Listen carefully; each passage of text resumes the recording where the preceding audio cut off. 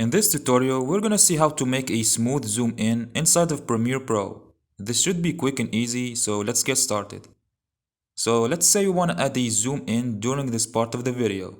Select your footage and go to the effect controls. Press on the scale option like this, and as you can see, there is a blue icon that popped up in the preview window. Hover over it with your mouse until you see the dark section, and then move this blue icon towards the zone that you want the smooth zoom in to happen.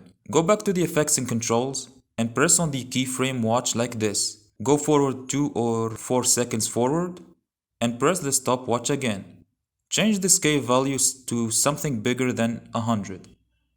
Now select the keyframes that you have and right click on them. Click on the option Ease In, or simply use the shortcut Shift F9. Now expand this arrow located right here and then drag this all the way to the left and make this nice wave. And that's it really.